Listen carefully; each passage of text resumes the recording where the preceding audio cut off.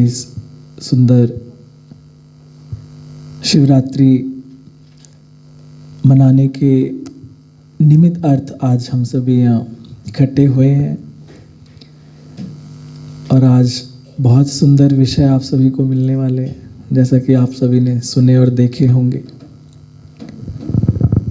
तो इस सुंदर सत्र में आप सभी का बहुत बहुत स्वागत है। तो आज जिस विषय पर हम चर्चा करने वाले हैं, ये कोई एक तरफा लेक्चर आप ना समझें, ये एक आप सबके साथ डिस्कशन व चर्चा है जिसमें आप सभी अच्छी तरह से मेरे साथ इन्वॉल्व हो सकें और हम कुछ चीज़ों में गहराइयों तक उतर सकें। तो जैसा कि आपने पढ़ा होगा, habits to healing when the body becomes the brain. इसका क्या अर्थ है वो हम देखेंगे। इस चीज़ को समझाने के लिए कि आपके लिए और सहज हो जाए, मैं एक रियल स्टोरी से शुरू करता हूँ कि आपके लिए समझना थोड़ा और आसान हो जाए। एक मिस्टर ब्रायन थे जो कि काफ़ी रिच थे, बहुत बड़े बिजनेसमैन, अकेले रहते थे, पर उनका सारा कारोबार देखने के लिए, चाहे उनका घर का हो चाहे बाहर का हो, उनके अंडर बहुत सारे लोग थे। तो घर पे जो उनके सर्वेंट्स थे, उन सारे सर्वेंट्स को कंट्रोल करने के लिए उन्हें एक ऐसा सर्वेंट चाहिए था जो कि मीडिएटर बने इनके बीच और बाकी सर्वेंट्स के बीच। तो उन्होंने एक सर्वेंट को हायर किया जिसका नाम था मिस्टर बेडी।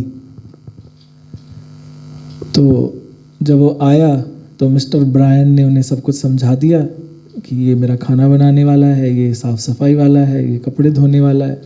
सबसे उसको इंट्रोड्यूस करा दिया और धीरे धीरे घर की जो जिम्मेवारियां थी वो उसको दे दी कि तुम्हें किस किस के थ्रू क्या क्या मैनेज करवाना है।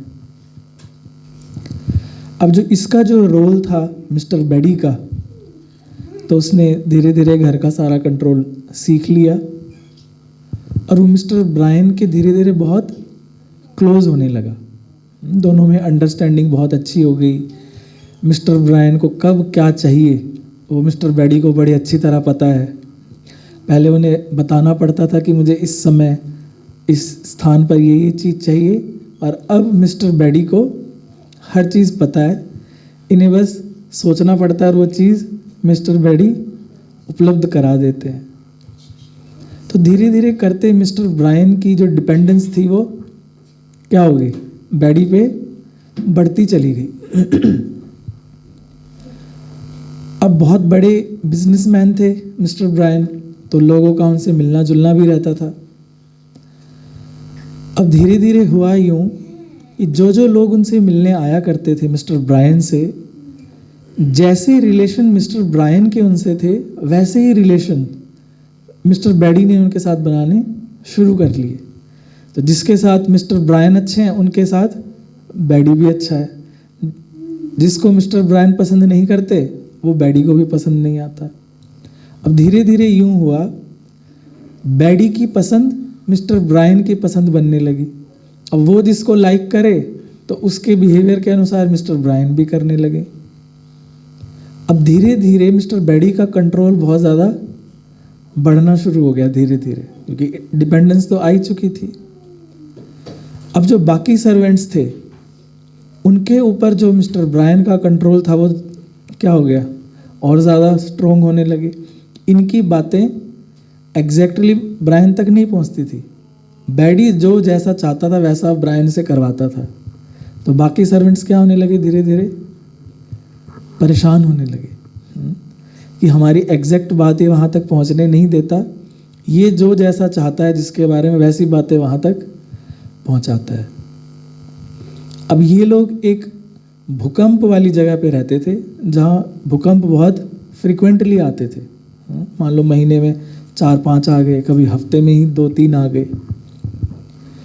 तो जब ऐसे भूकंप प्रोन एरिया में रहते थे तो इन लोगों ने एक स्ट्रेटेजी बनाई हुई थी कि जब भी ऐसी कुछ घटना होगी अपनी तैयारी करके किसी स्थान पर भागना है। तो धीरे धीरे करते मिस्टर बैडी अच्छी तरह समझ गया था कि कब क्या करना है।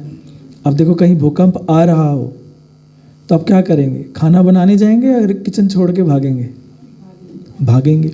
तो कुछ भी जो भी मेजर फंक्शंस हैं आप छोड़ देंगे और सबसे मेन टारगेट क्या होगा, जान बचाएं। तो ये लोग भूकंप प्रोन एरिया में रहते थे। तो मिस्टर बैडी के आने के बाद कोइंसिडेंटली वहाँ भूकंप की मात्रा थोड़ी बढ़ गई थी। तो अब हुआ यूँ कि बार बार ऐसा होते होते जो मिस्टर बैडी था वो इतना एंग्शियस रहने लगा कि थोड़ा सा भी कहीं खटका हो वो सारे सर्वेंटों को और मिस्टर ब्रायन को तैयार कर दे, भागो भागो भागो। तो ऐसा बार बार होते होते सारे के सारे एक ऐसी स्टेज में रहने लगे कि अब ये मिस्टर बैडी बोलेगा और सब एकदम से भागना शुरू कर देंगे। धीरे धीरे इससे मिस्टर ब्रायन भी परेशान होने लगे और सारे के सारे सर्वेंट भी परेशान होने लगे। तो क्या लगता है आपको, ऐसे चलेगा? कितना लंबा चलेगा?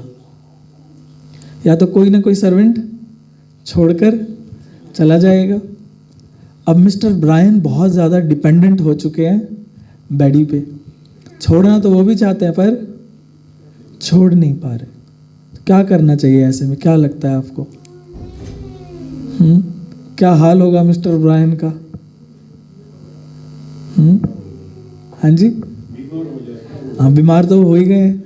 अब छोड़ना भी चाहते हैं तो छूट नहीं पा रहे हैं। बदलना चाहें तो बदल भी नहीं पा रहे हैं। तो वास्तव में ये जो मिस्टर ब्रायन और मिस्टर बैडी हैं ये कोई और नहीं, हम ही हैं। वो मिस्टर ब्रायन आपका ब्रेन है और ये मिस्टर बैडी आपकी बॉडी है। और ये सर्वेंट्स, अलग अलग सर्वेंट्स हमारी बॉडी के अलग अलग पार्ट्स हैं। कोई डाइजेशन का सिस्टम, कोई रेस्पिरेशन का सिस्टम, ये अलग अलग हमारी बॉडी के डिपार्टमेंट्स हैं जो मिस्टर बैडी के कंट्रोल में है। और बॉडी किसके कंट्रोल में है? ब्रेन के कंट्रोल में। अब इसका संदर्भ हमसे कैसे है? अब मेरे पास कई बार पेशेंट्स आते हैं और मैं उन्हें जब कहता हूँ कि आपकी ये वाली डिजीज़ का ये वाला पार्ट इस चीज़ से रिलेटेड है, आपका थिंकिंग पैटर्न या स्ट्रेस से रिलेटेड है, क्योंकि अब जितनी भी नई रिसर्चेस डिजीज़ को लेकर आ रही हैं, कोई भी बीमारी हो, A to Z आप किसी भी बीमारी का नाम लीजिए, हर बीमारी की जड़ या फिर कहीं ना कहीं कुछ पार्ट बीमारी का हमारे स्ट्रेस से संबंधित है। तो किसी भी पेशेंट को पूरा क्योर करने के लिए हमें सारे फैक्टर्स पर काम करना होता है। जो फिजिकल पार्ट है उस पर भी काम करना है, जो उसका साइकोलॉजिकल पार्ट है उस पर भी काम करना है, और जो उसका सोशल पार्ट है उसको भी ठीक करना है। तो कई बार जब अपने पेशेंट से कहता हूँ कि आप किसी चीज़ का स्ट्रेस ले रहे हैं, मुझे आज तक किसी ने नहीं कहा कि हमें स्ट्रेस है। नहीं, ऐसा कुछ बड़ा खास तो नहीं, बाकी छोटे मोटे तो हर एक की लाइफ में रहते ही हैं, हर एक यही कहता है। अब आप सब जितने भी यहाँ बैठे हैं, मैं किसी से कहूँ कि आपको स्ट्रेस है तो अरे क्या कहेगा, ऐसा कुछ खास तो नहीं, बाकी घरेलू जीवन में तो जी रहते ही हैं स्ट्रेस, कुछ ना कुछ छोटे मोटे, वो तो रोज़मर्रा के जीवन का हिस्सा है। पर अब होता क्या है, इस कहानी से मैं आपको ये समझाना चाहता हूँ। जो मिस्टर ब्रायन और बैडी की कहानी आपने सुनी, क्या मिस्टर ब्रायन और बैडी के जीवन में कोई बड़ी सिचुएशंस थी? नहीं। उनकी नॉर्मल लाइफ ही क्या हो गई, अनबियरेबल हो गई मिस्टर ब्रायन के लिए। कैसे? जब वो बॉडी पे डिपेंडेंट हो गया और सर्वेंट्स बॉडी से परेशान हो गए। हमारे साथ ऐसा कैसे होता है?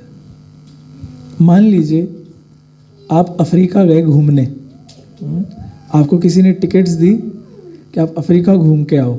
लोग अफ्रीका के जंगल काफ़ी फेमस है, वो देखने जाते हैं, और आपको छोड़ दिया सफारी में, और आपके पीछे आप कैमरा लेके मस्त घास में घूम रहे हैं, और पीछे से आहट आई और आपने पीछे मुड़ के देखा आपके पीछे शेर है। क्या होगा? आप फोटो खींचेंगे या भागेंगे? हाँ, तो गए तो भले आप उसे देख नहीं थे, पर पास देखकर आप कैमरा कुमरा सब भूल जाएंगे और जान बचाना इम्पोर्टेंट पार्ट हो जाएगा। तो ऐसी जब बड़ी सिचुएशंस हमारी लाइफ में होती हैं तो हमारी बॉडी किस तरीके से काम करती है। जैसे मिस्टर बैडी के यहाँ भूकंप आता था तो क्या करता था, सारे सर्वेंट्स को चलो भागो, ब्रेन को क्या कहता था, भागो। कोई भी स्ट्रेसफुल इवेंट जब हमारी लाइफ में आती है, जैसे कि जीवन का संकट, तो हमारी बॉडी का फंक्शन क्या होता है कि जो अलग अलग चीज़ों में हम बिजी हैं सबको शटअप करो और भागो। तो कोई भी स्ट्रेसफुल इवेंट हमारी बॉडी में कुछ रिएक्शन क्रिएट करती है, जिसे हम कहते हैं फाइट फ्लाइट, है ना। या तो आप लड़ोगे, ठीक है, या फिर भाग जाओगे।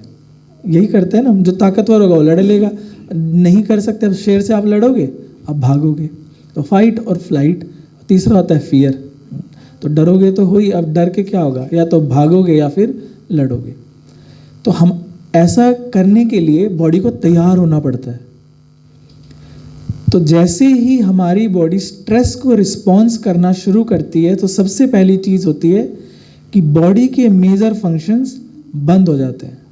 जैसे कि digestion all of sudden stop हो जाएगा, क्योंकि अभी आपको खाना डाइजेस्ट नहीं करना, उसमें शक्ति नहीं लगानी, क्यों, आपको भागना है, ठीक है। तो all of sudden digestion stop हो जाता है कोई भी बड़ी स्ट्रेसफुल इवेंट जब होगी। अब शेर पीछे खड़ा, आपको भागना है, खाना नहीं पचाना, तो ब्रेन से एक मैसेज जाएगा और बॉडी डाइजेस्टिव सिस्टम को कहेगी खाना बनाना या पचाना, उसको जो भी करना है वो बंद, हमें एनर्जी चाहिए मसल्स में भागने के लिए।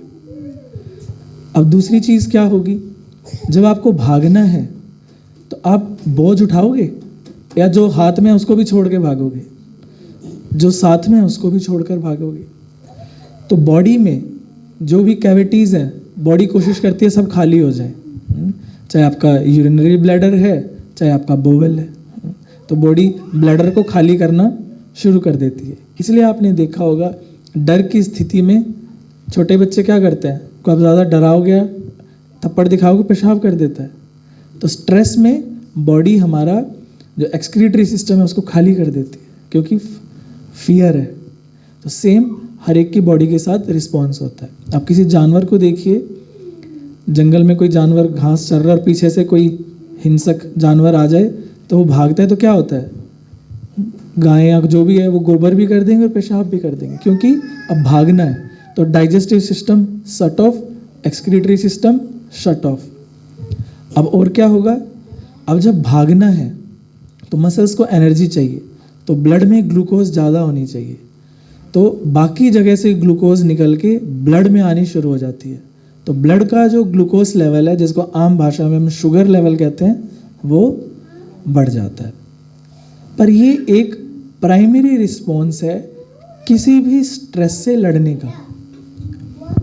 अब हम में से ऐसा रोज़ तो किसी के जीवन में नहीं होता कि जान का खतरा आपको है। ऐसा होता है किसी के पास कि आपके पीछे कोई लग गया, रोज़ ही ऐसा हो रहा हो। पर वो जानवर जो जंगल में रहते हैं उनके लिए खतरा रोज़ ही है। अभी घास चरने पता नहीं अगले क्षण होंगे या नहीं होंगे। तो बाकी जानवरों के पास जान का खतरा बहुत है, पर मनुष्य के पास जान का खतरा बहुत ही रेयर होता हुआ कि जीवन में एक बार कभी जान को खतरा आ गया था और वो टल गया। रोज़ रोज़ ऐसा चीज़ हो, ऐसा होता है किसी के साथ कि हमारे रोज़ के जीवन में इतना तनाव है कि जान जाने का भी जोखिम है। मैं नहीं समझता ऐसा इन जनरल 99.9% किसी के साथ होता हो। पर हम बुद्धिजीवी लोग हैं ना, दिमाग चलाने वाले लोग हैं। हमें चाहे प्राणघातक संकट हो चाहे ना हो, हर एक ने अपने जीवन के लिए प्राणघातक संकट अपने आप बनाए हुए हैं। वो क्या क्या है? हाई नौकरानी टाइम पे नहीं आई, कईयों के लिए यही स्ट्रेस है। कईयों से थोड़ा सा भी टाइम इधर उधर हो जाए बहुत एंग्शियस हो जाते हैं, तो कईयों के लिए वो स्ट्रेस है। कईयों में ऑफिस का प्रेशर है नहीं, वो उसे परसीव करते हैं कि बहुत ज़्यादा है, वो स्ट्रेस।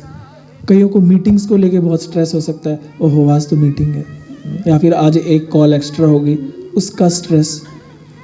तो ये जो पर्टिकुलर स्ट्रेस है, ये हर एक ने अपने आप खुद बनाए हुए हैं और हर एक के लिए अलग अलग हो सकते हैं। आपको आदत है साफ सफाई की, पर आपके बच्चे या पति जो चीज़ आप जिस जगह पे चाहते हैं वो नहीं रखते, ये चीज़ भी आपके लिए स्ट्रेस हो सकती है। हाय मैं तो इनको समझा समझा थक गई या थक गया, ये तो सुनते ही नहीं है, ये भी स्ट्रेस है। तो चाहे प्राण घातक खतरा हो, चाहे ये छोटी छोटी रोज़मर्रा के जीवन के स्ट्रेस हो, बॉडी सेम तरीके से ही रिएक्ट करती है। वहाँ चाहे भूकंप था या नहीं था, थोड़ी सी आहट ही बॉडी को क्या कर देती थी, भागो। तो ऐसे जब दिन में बार बार छोटे छोटे स्ट्रेस को हम रिस्पॉन्ड करने लगते हैं, बॉडी इतनी ज़्यादा सेंसिटिव हो जाती है, वो हर वक्त इसी मोड में रहती है कि अभी कुछ होगा और भागो, अभी कुछ होगा भागो। जैसे मिस्टर ब्रैडी ब्रेन और सर्वेंट्स को दुखी करता रहता था, भागो होने वाला है भागो। तो आप दिन भर में अपने आप को जब देखेंगे, आप अपना कल का दिन सुबह से लेकर रात तक देखिए, किन किन सिचुएशंस में आप अचानक से थोड़े से हाइपर या सेंसिटिव हो जाते हैं। सारे 1 मिनट बैठ के आप सोचिए,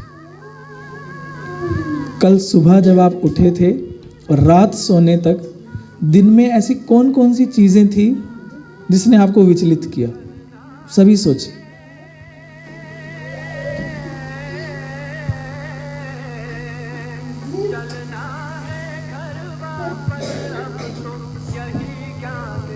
मैं समझता हूँ 4-5 घटनाएं तो जरूर हर एक को याद आई होंगी। ऐसा कोई है जिसे एक भी नहीं आई है? ऐसे कोई एक भी नहीं आई? बहुत अच्छे। अच्छा, जिसे जिसे आई एक आधा कोई शेयर करना चाहेगा? आपको किस चीज़ से स्ट्रेस हुआ? किस चीज़ ने आपको कल विचलित किया? कोई घर का जो बोल रहा है कोई, वही नाश्ता लेट हो गया। नाश्ता लेट हो गया। और कोई बताइए।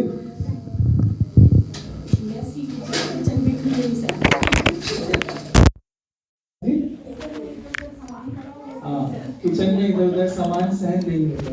Very true. और कोई अपना अनुभव बताना चाहेगा कल का?